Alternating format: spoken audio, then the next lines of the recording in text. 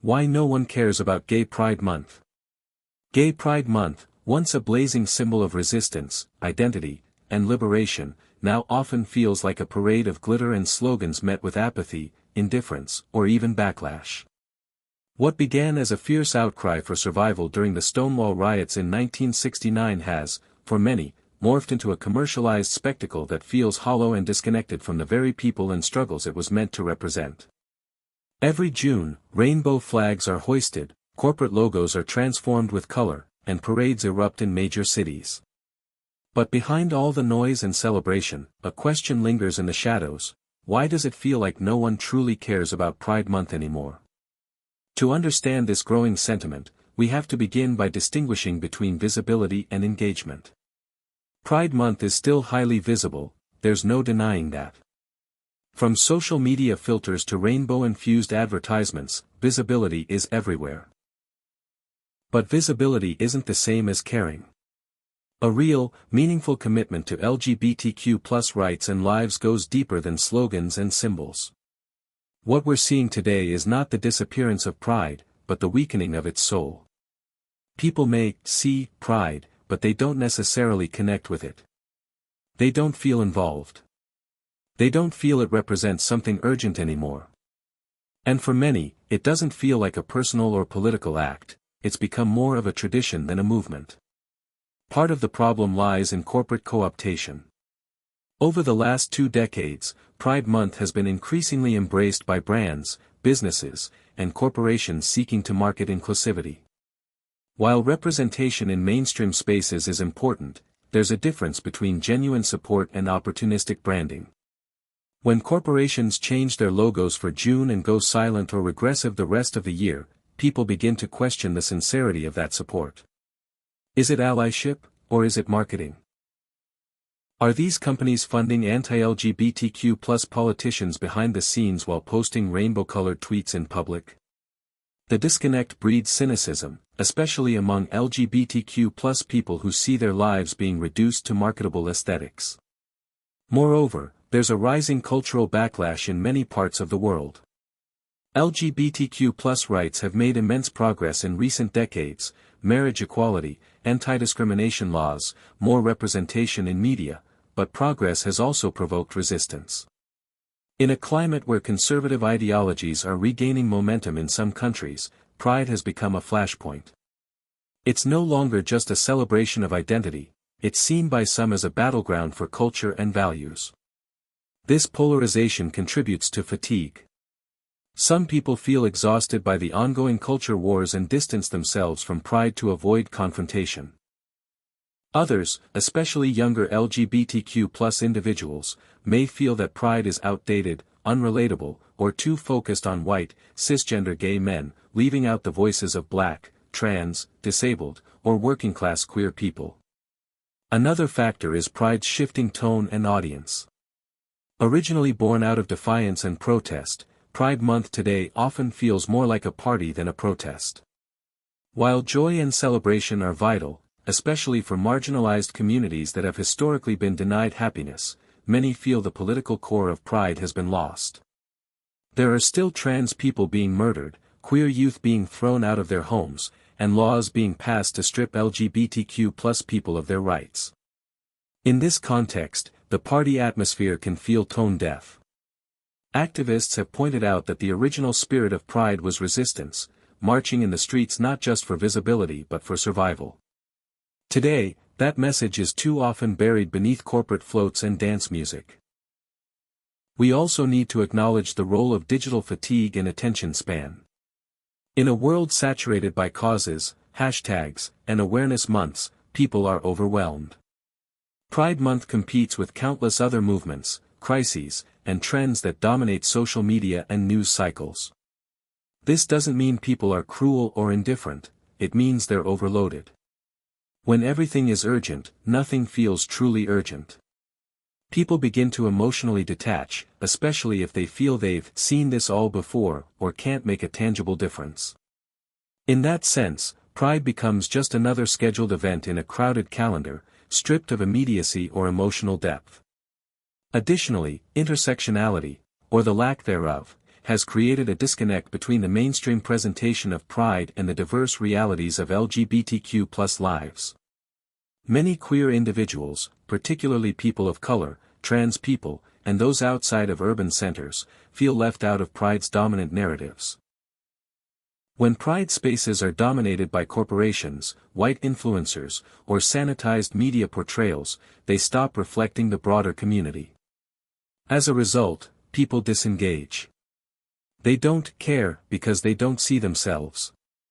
They don't care because their daily struggles are not represented. When Pride becomes about image rather than inclusion, when it becomes polished rather than raw, it loses its power to galvanize, inspire, and unite. There's also a generational factor to consider. Younger LGBTQ+ individuals are redefining identity, activism, and community in ways that don't always align with traditional Pride narratives. For Gen Z, being queer is often viewed as one part of a larger mosaic of identity, fluid, intersectional, and deeply personal. They may be more focused on issues like climate justice, mental health, or racial equity, seeing those struggles as inseparable from queer liberation. Traditional Pride spaces, with their focus on rainbow capitalism and rigid identity categories, can feel outdated. So when people ask, why don't people care about Pride Month anymore, part of the answer is, maybe they do care, just not in the same way or under the same name. That said, the perception that no one cares is also partly a misunderstanding of care itself. People may care deeply but express it in quieter, less visible ways. Community care, mutual aid, therapy circles, zines, and grassroots organizing don't always show up in rainbow flags or social media posts, but they matter. They're the real heart of queer resilience. And for many people burned out by performative allyship and media tokenism, this quieter kind of caring feels more authentic, more lasting. It's not that the caring has disappeared, it's that it's moved underground, away from spectacle, and back into relationship. Still, it's important to be honest. Some people really don't care, because they've never had to. For many outside the LGBTQ+ community, Pride feels irrelevant. They see it as someone else's cause, or they believe that because same-sex marriage is legal, the fight is over. There's a misconception that LGBTQ+ people now have full equality, so there's no need for continued attention. This view ignores the ongoing struggles with homelessness, mental health, conversion therapy, hate crimes, and political erasure faced by many queer and trans people today. Apathy often grows in the shadow of privilege. When people aren't personally affected, they tune out. The challenge is how to rebuild that bridge. How do we make people care again, not just through spectacle, but through shared humanity? The answer might lie in returning Pride to its roots. Not just in theory, but in practice. Recentering the voices of the most marginalized. Making space for anger, grief, joy, and healing.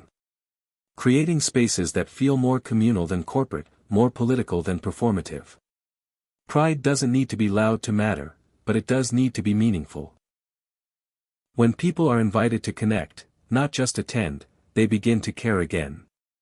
When stories are told honestly, when pain is acknowledged, and when solidarity is grounded in action rather than branding, Pride becomes something people feel in their bones, not just see on TV. So, why does it feel like no one cares about Pride Month anymore? Because for many, it's become too safe, too polished, too packaged. The rawness, the urgency, the grassroots power that once defined it has been diluted. But that doesn't mean all is lost. It means we're at a turning point, a chance to reclaim what Pride really means. A chance to shift from rainbow filters to radical empathy. From noise to nuance. From visibility to actual transformation. The truth is, people do care. But what they care about is authenticity, justice, and connection. If Pride Month can evolve from a hollow brand back into a living movement, rooted in care, anger, joy, and community, then it will matter again. Not because it's a holiday on the calendar, but because it becomes a heartbeat in the lives of those who still need to be seen, heard, and loved. Visibility is not equal to engagement. At first glance, Gay Pride Month seems more visible than ever. Each June, cities around the world become bathed in rainbow colors. Billboards, social media platforms, storefronts, and corporate logos all participate in what appears to be a collective celebration of LGBTQ+ pride. There are parades, events, and campaigns with powerful slogans like "Love is Love" or "We Stand Together." Visibility, it seems, has never been higher. But beneath this glittering surface lies a complex and sobering truth: visibility does not equal engagement. People might see Pride Month everywhere, but that doesn't mean they care about it, or understand its significance. The difference between visibility and engagement is crucial. Visibility is about what is shown.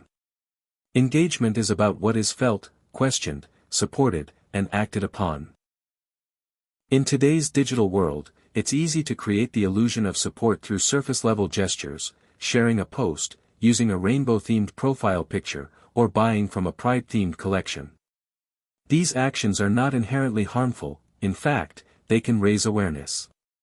However, when they are not backed by real involvement, allyship, or advocacy, they remain performative. They become empty signals that say, "I see you," without asking, "How can I support you?" This kind of shallow visibility can leave many LGBTQ+ individuals feeling more like a seasonal trend than a community to be respected year-round. When people only show up for Pride in June and disappear the rest of the year, it sends a message that queer lives are only worth celebrating, or noticing, temporarily. This lack of consistency is a key reason why Pride Month feels increasingly disconnected from its original intent. Pride was never about branding or decoration, it was about survival, resistance, and transformation. It was born out of riots, activism, and a desperate need for LGBTQ+ people to assert their humanity in a hostile world. Furthermore, the public's exposure to Pride has become so frequent and predictable that it risks becoming background noise. It's easy for people to grow numb to messaging that doesn't evolve or deepen. When Pride Month becomes a predictable annual event rather than a meaningful cultural reflection, people stop engaging with it on a deeper level. They see the symbols, but they don't ask the questions. They hear the slogans, but they don't explore the stories. In the absence of personal connection or historical awareness, Pride becomes just another colorful marketing campaign, seen, but not felt. To revive true engagement, we must move beyond mere visibility. We need to create space for real conversations, historical education, personal storytelling, and intersectional inclusion. Visibility should be the door, not the destination. When people are invited to go deeper, to care beyond the surface, they begin to understand that Pride is not a party for a few, but a call to action for all. The difference between being seen and being supported is vast. And if we want Pride Month to matter again, we must start bridging that gap. Corporate co-optation has diluted the message. If visibility without engagement has made Pride feel superficial, then corporate co-optation has only deepened the sense of disconnect. Over the past 2 decades, corporations have embraced Pride Month as an opportunity to showcase their supposed support for the LGBTQ+ community. During June, rainbow-themed product lines, advertisements, and social media campaigns flood the market. It's common to see multinational companies changing their logos to rainbow variants, sponsoring pride parades, or partnering with LGBTQ+ influencers for campaigns that celebrate diversity. On the surface, this kind of corporate visibility seems like progress, a sign that LGBTQ+ people have finally been embraced by the mainstream. But scratch just beneath that glossy exterior, and another reality emerges: much of this is driven by profit, not principle. Many people within the LGBTQ+ community have grown wary of what's often called rainbow capitalism. This refers to the practice of companies using queer imagery and language to attract consumers without making any real, year-round commitment to LGBTQ+ rights or well-being. These companies may celebrate Pride publicly while privately funding politicians who support anti-LGBTQ+ legislation, maintaining discriminatory hiring practices, or doing nothing to support their queer employees internally. In this way, Pride becomes less about community and more about consumerism. It becomes a seasonal marketing strategy, stripped of its radical origins, its defiance, and its urgency. The shift from grassroots activism to corporate sponsorship has also changed the tone of Pride itself. Many Pride events, especially in large cities, have become highly commercialized, often dominated by large brand floats, VIP sections, and ticketed experiences that exclude those without money or social clout. For many queer people, especially those who are poor, trans, black, or otherwise marginalized, these spaces no longer feel safe or representative. They feel sanitized, curated for public consumption, and far removed from the realities of LGBTQ+ struggle. What was once a day of protest has become a parade of products, and that change hasn't gone unnoticed. This corporate takeover also contributes to the broader public perception of Pride as something artificial or performative. When people see companies jumping on the Pride bandwagon each June, they become skeptical, not just of the brands, but of the movement itself. Sincerity becomes harder to spot. Pride loses emotional credibility. Some people even begin to believe that LGBTQ+ people are being pandered to or overrepresented in media and advertising, despite the many areas where queer visibility and equity are still lacking. The result? Backlash, apathy, and the false belief that queer liberation has already been achieved. True support cannot be seasonal. It cannot be a marketing gimmick. If corporations want to be allies, they need to show up in meaningful, consistent ways, internally and externally, all year long. They must fund queer causes, hire queer people, protect their rights, and use their platforms to challenge injustice, not just to decorate their brand. Until then, their participation in Pride will continue to feel hollow, and the movement itself will suffer the consequences. Pride should never be for sale. Cultural backlash and political fatigue.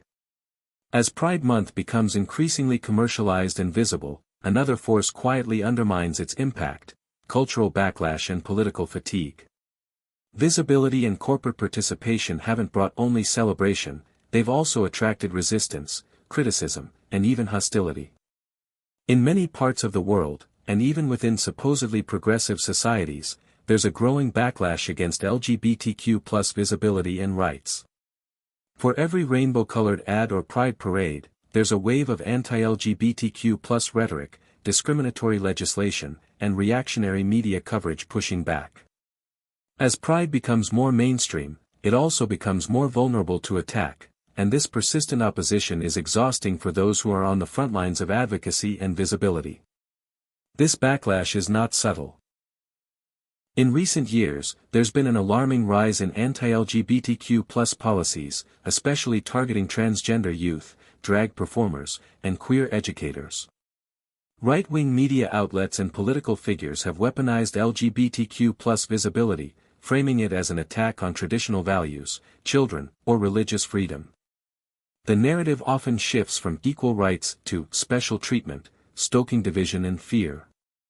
In many countries, laws banning discussions of LGBTQ+ topics in schools, restricting gender-affirming care, or limiting queer expression are gaining traction. And during Pride Month, these attacks often intensify as if to silence or overshadow the celebrations. This hostile climate contributes to a growing sense of fatigue, not just within LGBTQ+ communities, but among allies and broader society. People are tired. Activists are burnt out from fighting the same battles year after year. Allies feel overwhelmed by the constant barrage of political crises. And many individuals outside the queer community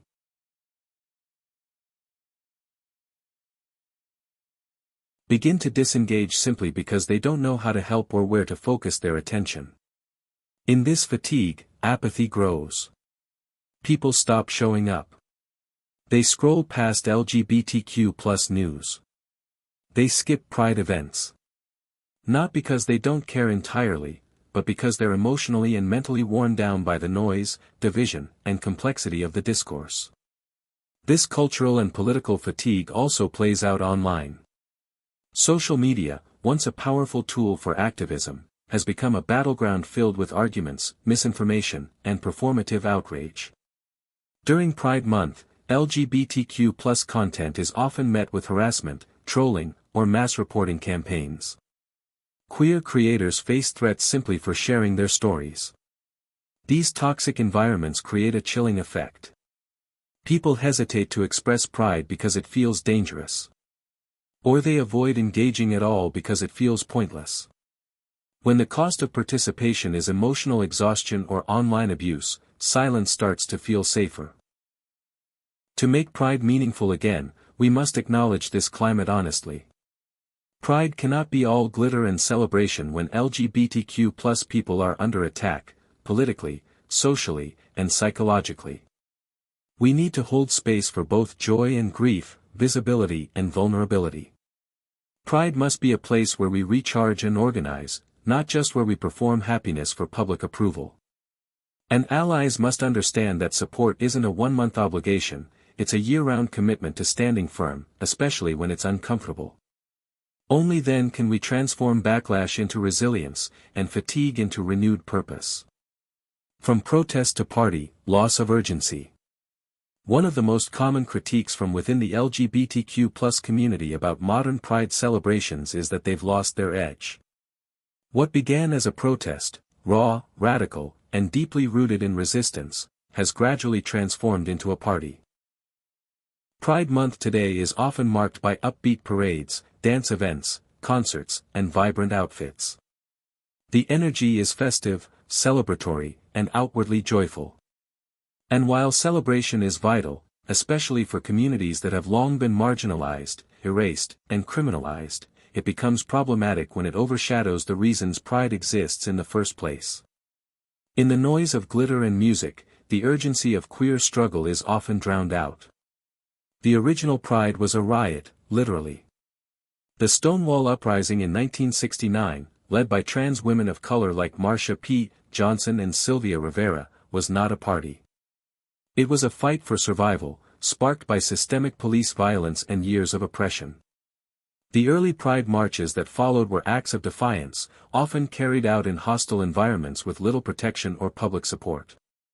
Pride was a radical demand to be seen, to be safe, and to be free. It was emotional, dangerous, and full of purpose. Today, many of those same injustices still exist, but they're often sidelined in favor of celebration that's easier to sell, market, and digest. This shift from protest to party creates a disconnect, especially for those still actively facing discrimination. For LGBTQ+ people who are homeless, for trans individuals fighting for access to healthcare, for queer youth who are rejected by their families, and for those living in countries where simply being out is a death sentence, Pride's celebratory atmosphere can feel alienating. It can feel as though their pain has been ignored or brushed aside. While some dance in the streets, others are mourning lost friends, fighting legal battles, or simply trying to survive another day. The disconnect between the lived realities of the most vulnerable and the glossy version of pride presented in mainstream media can be deeply disheartening. Additionally, this overemphasis on joy can inadvertently silence important conversations. There's a social pressure during Pride to be positive, to keep things light and inclusive for all, especially when corporations and politicians are involved. But activism is not always comfortable. Real change often comes from discomfort, confrontation, and deep reflection. When pride prioritizes entertainment over advocacy, it risks becoming toothless, something easy to attend, easy to forget, and easy to ignore. Of course, joy has its place. Joy is a form of resistance too. But it must be balanced with remembrance and action. The most meaningful pride events today are those that combine celebration with education, resistance, and solidarity. They honor the past while addressing the present. They dance in the street, yes, but they also speak the names of those we've lost, organize for those still suffering, and challenge systems of power. Pride is not just about how far we've come, it's also about how far we still have to go. Reclaiming the protest in pride doesn't mean rejecting joy, it means giving it purpose. Intersectionality is lacking. One of the most persistent issues that undermines the emotional and political power of Pride Month is the lack of true intersectionality. On the surface, Pride seems inclusive, It celebrates LGBTQ+ identity, it welcomes diverse expressions, and it often claims to be a space for everyone under the rainbow flag. But when we look closer, we begin to see patterns that reveal who is centered in these celebrations, and more importantly, who is left out.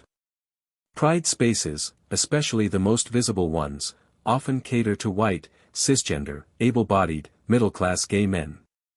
The narratives that get platformed are polished, safe, and comfortable for mainstream audiences. Meanwhile, the stories of black trans women, disabled queer people, working-class queer youth, indigenous two-spirit individuals, and others on the margins remain overlooked or excluded.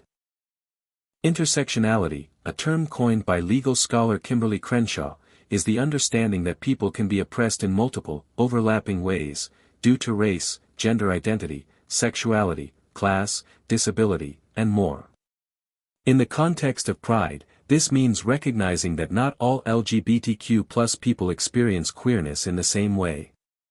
A wealthy white gay man in a major city might feel safe and accepted, while a black trans woman in the South may face daily threats to her life. A non-binary indigenous youth may feel entirely erased from mainstream queer spaces.